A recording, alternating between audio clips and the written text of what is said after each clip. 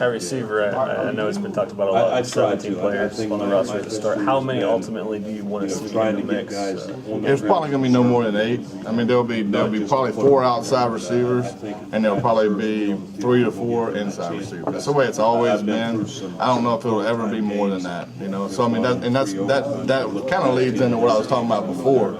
Is that we're sitting here repping a whole lot of guys.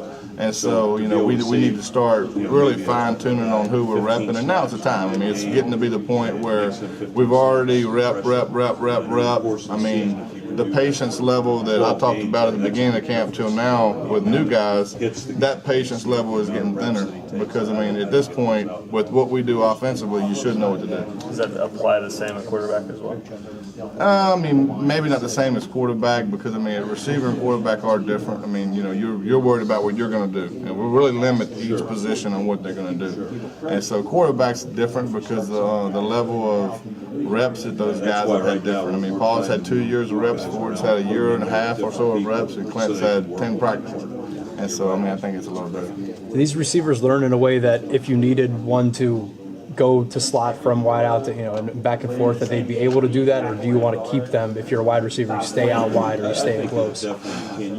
Ultimately, when we get down to who we're going to play in a game, we're going to have the 4 best receivers in the field. And so it's going to get that point here pretty quick. And so and like the question he asked me, I mean, and we've done it in the past. I mean, we did it with JD one time. We moved him in there to 8. I mean, if you're our 3rd best outside receiver, but you're one of our best receivers all around, then we'll move you inside and dump reps into you and get you ready. But I mean, it'll have to be a guy that mentally we know can handle it. You know, there's some guys that need to be put at one spot and that's it. And there's some guys where you say, well, you know, that kid, talking to him and watching him, he probably has the mental capacity to move around a little bit. And so, you know, those decisions are going to be made here to the end of the week. You know, and if there is one of those guys, then we don't have a problem moving outside to inside, but we have to do it at this point because, I mean, you don't want to do it too late to where the guy isn't given a fair opportunity to learn it and do whatever. But he does have the mental capacity to do it, which I think we have a couple outside guys that do. But I want to make sure that the inside receivers we have a lot of them, you know, and I think that we're just dumping way too many reps throughout the whole group. I think if a couple of those guys got the majority of the reps, and obviously they'll pick it up a little quicker. Next question. Can you have too much of a good thing?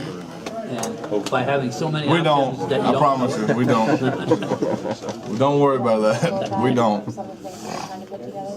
Just How about at running back? different beliefs. I mean, I think that we're talented at running back, you know, there's no doubt, but it's not like they go out there and do everything perfect every day either, you know.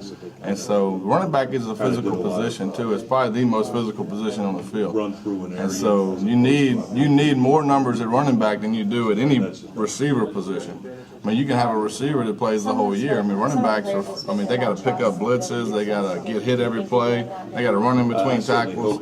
We're asking them to do things that we never asked receivers to do. Although we want our receivers to be physical, and some of them are, but our inside receivers, I mean, they, you know, at times they don't even need shoulder pads out there the way they block. In terms of running back, how about Charles Sims? How has he continued to fit in? He's the same person every day. He's probably the most consistent guy we have out there as far as coming out there, keeping his mouth shut, giving maximum effort. I mean, the guy's he's just truly a good player, good kid. And I mean, if I was those young kids around him, I would watch him go through every drill in practice and watch everything that he does and try to emulate him as close as I could. Is there any learning curve for him at all with the offense? Because it was just... He's just been, I mean, no, because, I mean, he's been with Dana. I mean, he's been in very similar offenses. Now, there are a few things we do here that he didn't. But with a kid, I mean, with a kid that talented, typically, he's not a very high rep guy. I mean, you could probably put him at inside receiver right now, and he would do things better than the guys were doing. That's just the honesty of it. And that's more of the inside receiver's fault than his. They've had maximum opportunities and reps to do it right. They're just lazy and they won't do it. So whatever, we'll find somebody that will.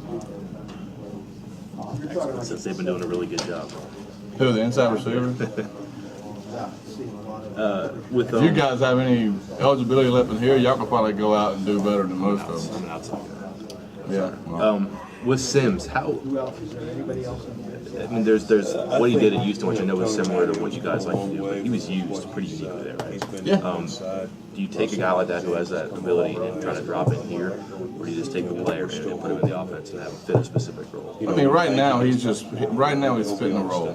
But what we do right now offensively and what we do week to week are different. Although the offense doesn't change, I mean, the way we utilize those parts are different. We're going to sit and game plan ways to get everybody that we're considered athletes or people that are great with the ball in their hand. We're going to sit there and scheme up ways to get those guys the ball within our offense. I mean, we're going to sit there and make sure he gets used in every way possible.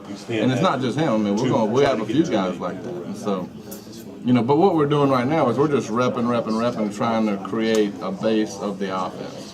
Now, once we get into week 1, week 2, week 3, and game plan and stuff, I mean, it'll be a whole different deal. It won't look much different, but I mean, obviously, if a kid needs the ball in his hand, I mean, it's no different than what we did with Tavon. We tried to manipulate ways to get him the ball.